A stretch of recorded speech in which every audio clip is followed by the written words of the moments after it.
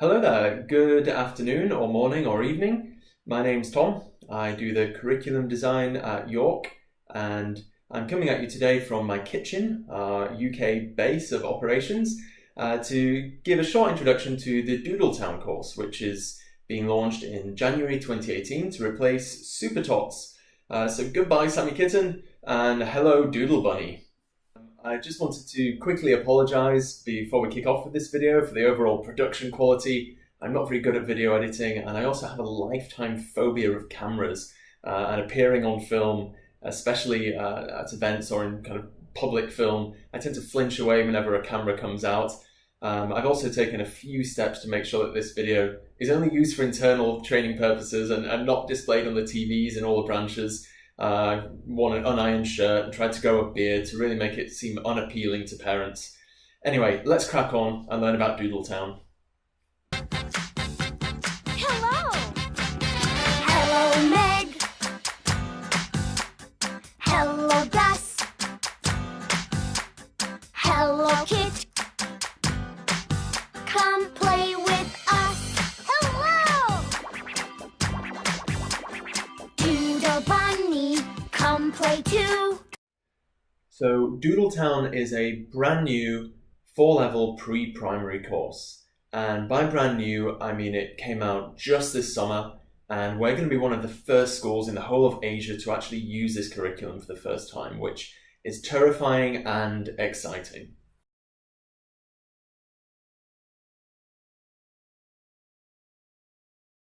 The foundation of Doodle Town is in early literacy, which obviously connects really well to Story Central. Though at the same time, you may be thinking, how on earth can I do literacy work with a bunch of dribbling 5-year-old children?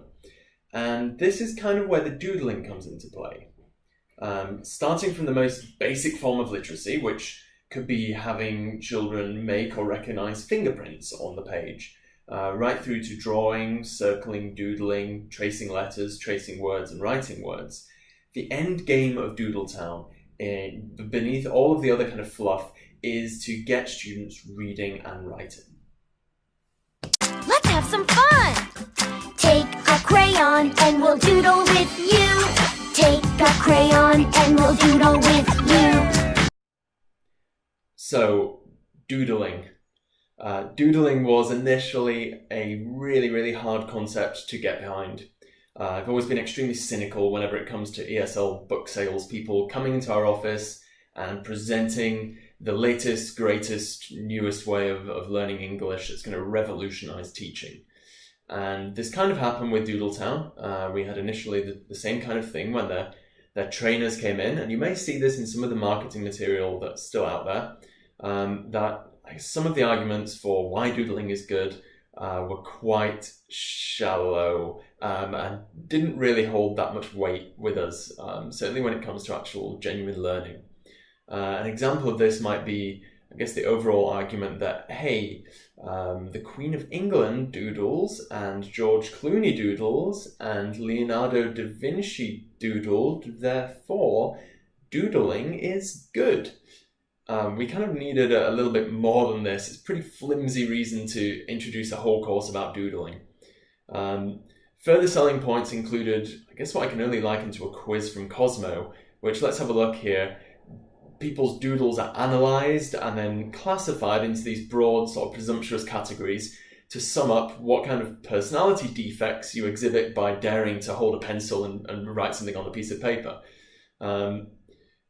And finally, I guess the worst of all is that doodling, in some scenarios, really brings back memories for me of observing kindergarten classes where the teacher goes in, sings their hello song, plays an activity or a game for 10 minutes, and then the rest of the lesson is just spent with the kids having some crayons and some pieces of paper and just doodling and freestyling some pictures and just drawing while the teacher kind of goes around and asks, like, oh, what colour is this pen?